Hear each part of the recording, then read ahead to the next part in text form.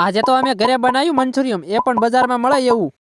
તો હાલો આજે હું તમને મંચુરિયમની રેસીપી આપી દઉં કે મંચુરિયમ ઘરે કેવી રીતના બનાવવું. તો સૌપ્રથમ કોબીને આવી રીતના ખમણી લઈ અને ખમણી નાખવાની છે. પછી કોબીમાંથી પાણી કાઢવા થોડુંક મીઠું નાખીશું અને ઘડીક વાર પડ્યું રહેવા દઈશું. કોબી પાણી મૂકી દે એટલે બધી કોબીને આવી રીતના નિતારી લેવાની. પછી એમાં મેંદાનો લોટ, ચોખાનો લોટ, મરચાંની ચટણી, લસણની ચટણી, લીંબુનો રસ બધું નાખીને સારી રીતના મિક્સ કરી લઈશું. મિક્સ થઈ ગયા પછી આપણે વારાફરતી બધાને ગોળીઓ વાળી લઈશું. ગોળીઓ વળાઈ ગયા પછી બધી જ ગોળીઓને વારાફરતી તળી લેવાની છે. ગોળીઓ તળાઈ જાય એટલે પછી કરવાનો છે આપણે વઘાર. વઘારમાં આપણે લઈશું લીલી ડુંગળી, લીલા મરચા, લસણના પાંદડા, ટમેટાનો સોસ, મરચાંની ચટણી અને મંચુરિયમનો મસાલો નાખીને સારી રીતના મિક્સ કરી લઈશું. ગ્રેવી તૈયાર થઈ જાય એટલે એમાં ગોળીઓ નાખીને સારી રીતના મિક્સ કરી લઈશું. તો તૈયાર થઈ ગયું છે આપણને બજારમાં મળે એવું મંચુરિયમ.